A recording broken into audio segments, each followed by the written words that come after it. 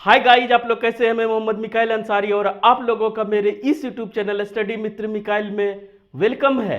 दोस्तों, जैसा कि हम लोगों ने शुरू किया है एनसीईआरटी के क्लास 10th का मैथमेटिक्स, और दोस्तों इसमें हम लोग जो पहला चैप्टर यानी कि जो फर्स्ट में शुरुआत किए हैं वो चैप्टर नंबर 8 से, जिसका टॉपिक है ट्रिग्नोमेट्री। और अभी हमारा चल रहा है एक्सरसाइज 8.2 का 1 का क्वेश्चन नंबर 5, और ये इस क्वेश्चन का ये लास्ट क्वेश्चन है वैल्यू निकालने के लिए।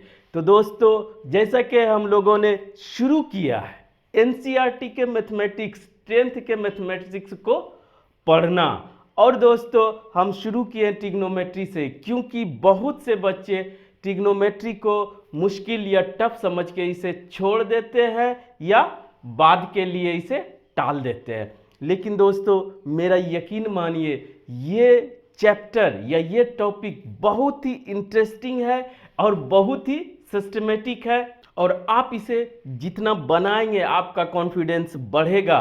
और मेरा यकीन मानिए कि इसमें आपको कुछ भी याद नहीं रखना पड़ेगा। जितना प्रैक्टिस करेंगे हर चीज़ ऑटोमेटिकली आपके माइंड में सेट होते जाएगा। ठीक है दोस्तों, तो लेकिन आपको मेरे साथ साथ प्रैक्टिस करना पड़ेगा, सीखना पड़ेगा और क्वेश्चन बनाना पड़ेगा। ठीक है दोस्तों, इसी सिलसिले में हम लोग शुरू किए। और दोस्तों आप जानते हैं कि एनसीईआरटी जो सीबीएसई बोर्ड में चलता है वो एक रेफरेंस बुक है एनसीईआरटी, और साथ ही साथ बहुत से स्टेट बोर्ड में भी चलता है, स्पेशली इन बिहार बोर्ड में भी इसी बुक को फॉलो किया जाता है। तो दोस्तों आप चाहे इंग्लिश मीडियम में हो चाहे हिंदी मीडियम में हो, मैथ्स के लिए ज़्यादा फर्क नहीं पड़ता है। बस आपको कंसेप्ट समझना है और प्रैक्टिस करना है और अपना कॉन्फिडेंस बढ़ाते जाना है।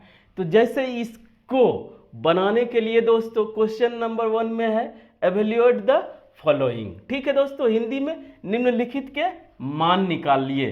और इस क्वेश्चन का ये लास्ट क्वेश्चन है, जिसका कोई भी एक्सप्रेशन हो उसका अगर आपको वैल्यू निकालना है तो फर्स्ट स्टेप या फर्स्ट चैलेंज जो पहले बता चुके हैं पहले क्वेश्चन में दोस्तों, तो बस आज आपको लिखित में नहीं, आप सिर्फ वर्बल सुन लें दोस्तों कि फर्स्ट स्टेप आपका होगा कि सही करेक्ट वैल्यू को इंडिविजुअल पुट करना। ये फर्स्ट चैलेंज है। अगर आप यहाँ पे गलती करते हैं तो आपका आंसर भी गलत ही होगा, क्लियर है।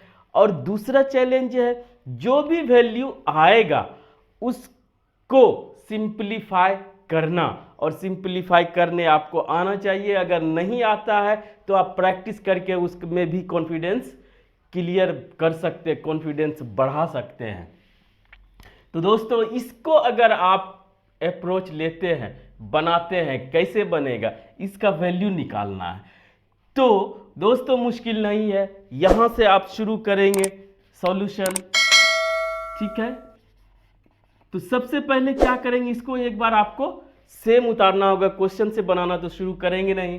तो हम लिख देते हैं दोस्तों 5 cos square 60 degree plus 4 sec square 30 degree minus 10 square 45 degree upon sine square 30 degree plus cos square 30 degree. यहाँ से आपका शुरू है, पहला चैलेंज है इसमें वैल्यू पुट करना। और दोस्तों एक कंसेप्ट जिसे आप समझ लें कि कोई भी रेशियो जो कॉस हो, साइन हो, टेन हो, कॉट हो, उसमें अगर ये स्क्वायर या कोई भी पावर हो उसके बाद कोई एंगल हो, तो आप इसको स्क्वायर का मतलब है कि जो भी वैल्यू आता है एक्स वाई जेड ये इसका स्क्वायर होगा। न इसका स्क्वायर है न ये इसका स्क्वायर है, जो वैल्यू आएगा उसका स्क्वायर है। जैसे कि आप लिख सकते हैं कॉस थीटा को स्क्वायर, जिसे शॉर्ट में इस तरह से लिखा जाता है, और जो भी वैल्यू आएगा वो उसका स्क्वायर या रूट हो चाहे जितना पावर हो वो होल पे है। ठीक, इसे समझे दोस्तों। अब फर्स्ट चैलेंज इसमें वैल्यू को रखना। तो आप कैसे वैल्यू को रखेंगे, वो आप कहाँ से लाएंगे दोस्तों? जैसे कि हम लोग पढ़े हैं स्पेसिफिक एंगल के वैल्यूज के बारे में, जैसे कि 0 degree, 30 degree, 45 degree, 60 degree, 90 degree, सभी 6 रेशियोज को तो वो जो भी एनसीईआरटी में डिराइव किया गया है सीक्वेंस वाइज, स्टेप वाइज, उसे आप फॉलो करें। दूसरा, आप जो है फिंगर टेक्निक से भी उसे फॉलो करके आप निकाल सकते हैं। तीसरा दोस्तों, उस चार्ट को आप कहीं भी अपने स्टडी प्लेस पे आप उसे चिपका दें और उसे हर हाल में याद करें। अगर याद नहीं करना चाहते हैं तो आपके लिए एक टिप है कि सिंपल जिसका निकालना है एक फिगर याद रखें। ये भी आपका एनसीईआरटी से आया है दोस्तों, आप पहले मान रख के देखते हैं तब उससे वेरीफाई करेंगे। 5 ये तो कोफिशिएंट है, इनटू दोस्तों cos 60 डिग्री होता है हमारा 1/2 ये, और इस पे क्या होगा square, plus 4 into sec square 30 degree होता है 2/√3, और इस पे स्क्वायर, माइनस 10 का होता है 1045 होता है 1 का स्क्वायर, ठीक है, अपॉन यहां पर एक आगे जब बढ़ेंगे तो साइन स्क्वायर के बाद जो भी थीटा अगर सेम आता है और कॉस स्क्वायर के बाद तो वो 1 हो जाता है। वो अगला देखेंगे फॉर्मूला, लेकिन यहां पर आपको वैल्यू रखना है।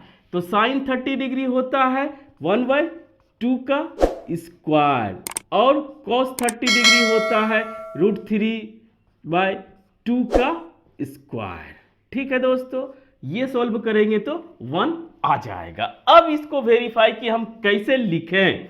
तो पहला दोस्तों, अगर आपको कॉन्फिडेंस चाहिए तो आपको याद करना पड़ेगा उस चार्ट को, वैल्यू चार्ट को, और उसमें अगर आपको याद नहीं करना है, कंफ्यूजन हो रहा है बार बार याद करने के बाद भी, तो आप एक फिगर याद रखें 45 डिग्री के लिए, और इसके कुछ भी मान लिखना हो आसानी से लिखेंगे। ये 1, ये 1, ये √2 और ये 45 डिग्री। इस फिगर को अगर याद रखते हैं फोटो को, तो अब 10 बोले तो 10 का मतलब 10 45 डिग्री P/B 1/1, ठीक है, इस तरह से। अब दूसरा आप फिगर याद रखेंगे एक दोस्तों, जो कि होगा ये 60, ये 30, जिसमें 60 का कोई भी वैल्यू, 30 का कोई भी वैल्यू डिग्री यह का मान आ जाएगा। ये होता है 2, ये 1, ये √3, और ये सब आया कहाँ से? एनसीईआरटी का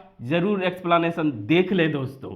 तो अगर आपको यहां आप देखें cos 60 डिग्री, cos यहां से लेंगे cos 60 डिग्री B/H, तो 1/2 हो गया वेरीफाई।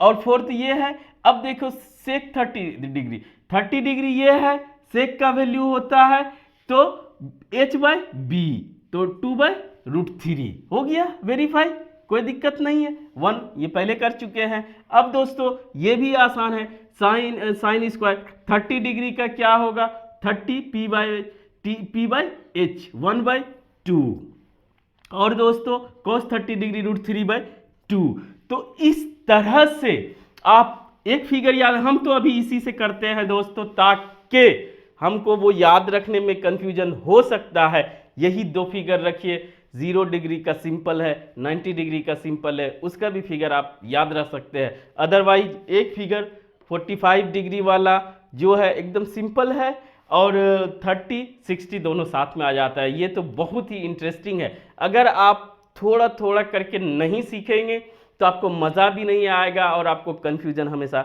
बना रहेगा। तो दोस्तों अब आपको सेकेंड स्टेप क्या होगा दोस्तों, इधर वैल्यू आप पुट कर दी है इंडिविजुअल का, तो अब उसको सिंप्लीफाई करना। सिंप्लीफाई हम आपको उतना एक्सप्लेन नहीं करते हैं क्योंकि ये नीचे के क्लास की बात है, लेकिन फिर भी दोस्तों करते हैं। 5/, क्या होगा, ये है 4, 5/4 प्लस इधर तो 4 है, इधर 4 ये भी होगा, 4 इंटू 4 16/3 और 1 है तो -1। और नीचे दोस्तों पहले भी आपको बता दिए हैं कि ये 1 के बराबर होता है। अगर इसको सिंप्लीफाई करेंगे तो ये 1 आ जाएगा। कैसे? 1/4 प्लस 3/4 ये 1 के बराबर है, इसलिए इसे काट देंगे। काटना आपको नहीं है, ये इसका मतलब है कि ये 1 हो जाएगा। इसे हटा देंगे अगले स्टेप में। आपके पास अब इतना बचा है, तो इसको सिंप्लीफाई करेंगे तो सीधा दोस्तों क्या करेंगे, अगर 1 और क्लियर करना है तो 1/1 और सबका अगर ये लेते हैं एलसीएम 12 15 प्लस 64 -12। ठीक है दोस्तों, ये आपको देखना पड़ेगा और आपको सीखना भी पड़ेगा। और ये हो जाता है दोस्तों, अगर ये माइनस है ये प्लस है तो 15 में 12 गया 3 प्लस इतना करेंगे तो 67/12। ये सिंप्लीफाई दोस्तों आपको सीखना पड़ेगा हर हाल में, या हम लोगों को जब ज़रूरत पड़ेगा वहाँ पर इतना करेंगे। आप पिछले क्लास के बुक से करें या यहाँ पे सीखें, लेकिन आप सीखें। दूसरा स्टेप भी बहुत ही इंपॉर्टेंट है, तभी आप आंसर तक पहुँच सकते हैं। और ये हो गया हमारा आंसर। अब इससे नीचे सिंप्लीफाई ज़्यादा नहीं हो सकता है। तो इस तरह से दोस्तों वैल्यू निकालने वाला जो है वो हमारा क्वेश्चन खत्म होता है। लेकिन आप ज़्यादा से ज़्यादा प्रैक्टिस करें, दूसरे बुक से, तीसरे बुक से, और कोई भी मान हो 2 अप्रोच लगाएं। पहला उसमें इंडिविजुअल वैल्यू पुट करें, उसके बाद उसको सिंप्लीफाई करें। तो आपको कोई भी क्वेश्चन हो, चाहे वो न्यू हो, चाहे कभी नहीं देखे हो, एग्जाम में एक ही बार दिखे, तो आप सही बना सकते हैं। ये मेरा अपने आप से दावा है, कॉन्फिडेंस है। लेकिन मेहनत आपको ही करना है, बस समझाना मेरा काम है। आपको जो भी अप्रोच है, जो भी कन्फ्यूजन है, वो दूर करना मेरा काम है, और मेहनत करना आपका काम है। अगर दोस्तों इस वीडियो से कुछ सीखे हो और आपको अच्छा लगा हो, प्लीज़ इसे लाइक करें, सब्सक्राइब करें और अपने दोस्तों के बीच शेयर जरूर करें दोस्तों। Thank you for watching. Have a nice day.